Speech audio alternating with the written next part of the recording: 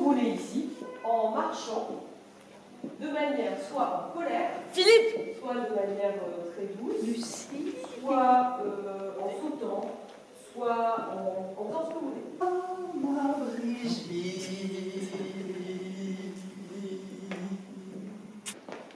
Martine, Marie, dans la tête. Francine, Martine, Philippe. Il y a 4 personnages. Personnages A, B, C et D. Le premier, c'est le narrateur. C'est celui qui démarre l'histoire. ici pour le train pour Nice. Oh, je suis contente. Si vous saviez, je vais voir mes enfants. Je vous ai pas vu depuis 6 mois. Et toi, tu essaies d'arrondir les angles. Mais non, mais il n'est pas si mauvais. Bonjour mesdames. Visiblement, le week-end a encore été trop court. Oui, on est en pause. Hein. Ah oui, vous êtes en pause? Vous ne croyez pas qu'il y a assez de travail comme ça à faire? Bah oui, mais c'est bon. On a encore 10 minutes.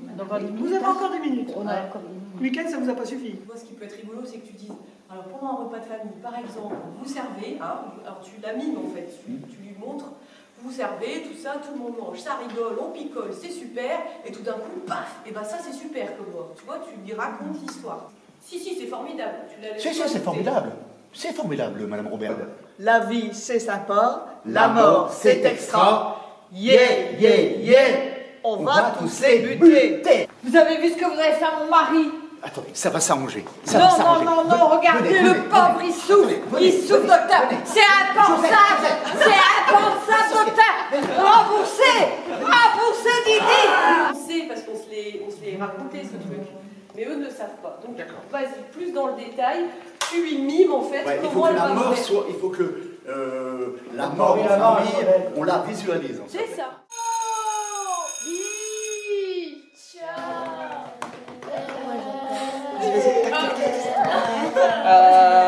Fais sortir le son, c'est une caisse de résonance, cette cage thoracique là.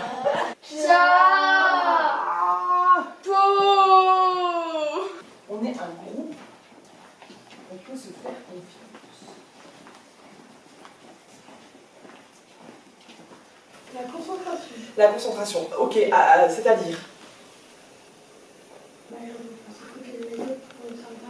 Ouais. Tout en faisant plein de choses en même temps, je dirais. Et c'est ça. C'est-à-dire que c'est vachement, c'est plus dur quand on marche. C'est plus facile de s'arrêter ensemble ou d'être ensemble quand on est dans un rythme lent, alors que d'être hyper comme ça, et en même temps je rigole, ça demande encore plus de concentration. Est-ce que on peut se souvenir de notre chorégraphie?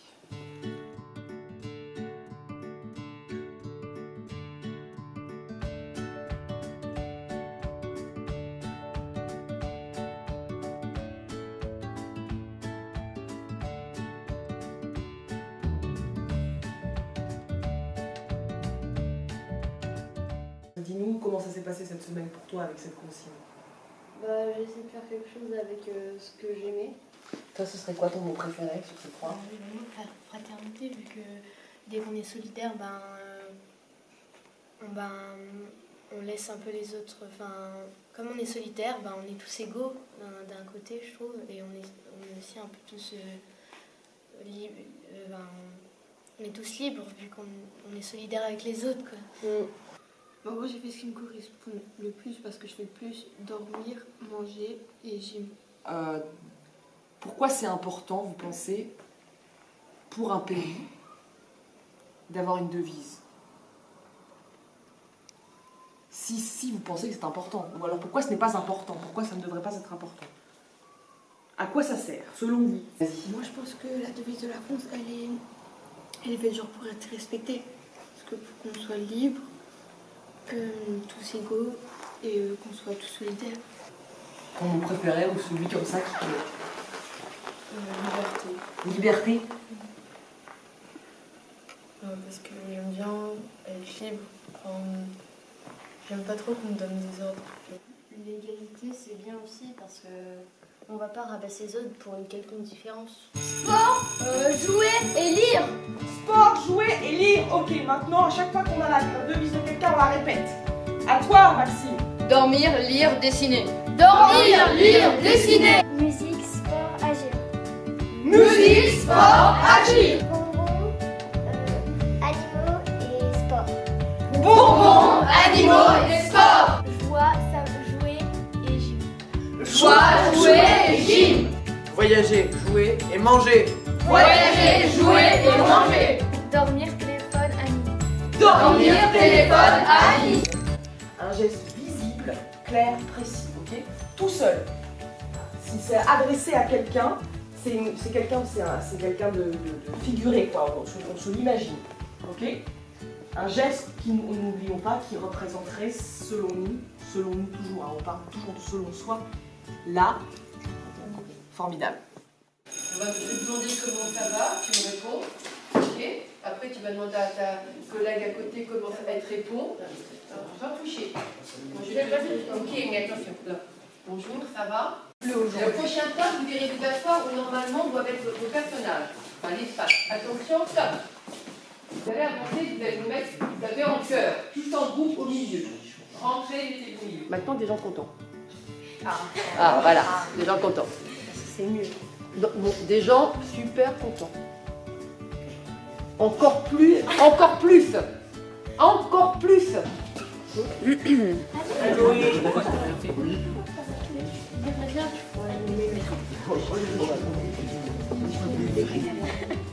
Voilà, ça y est, quelqu'un.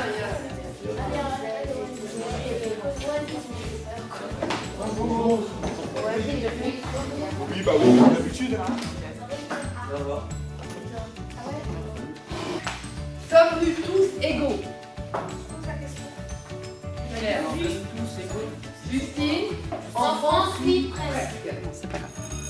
Pourquoi ces mots sont-ils aussi durs à exprimer, expliquer? Parce que tout le monde a une vision différente des choses.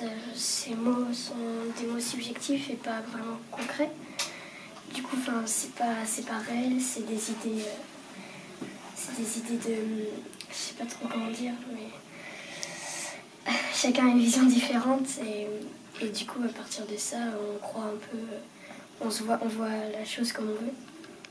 Et quel sens ils ont pour vous, ces mots? Liberté, égalité, fraternité, c'est quoi pour vous? Pour moi, liberté, c'est une liberté avec une limite, donc pas forcément une vraie liberté.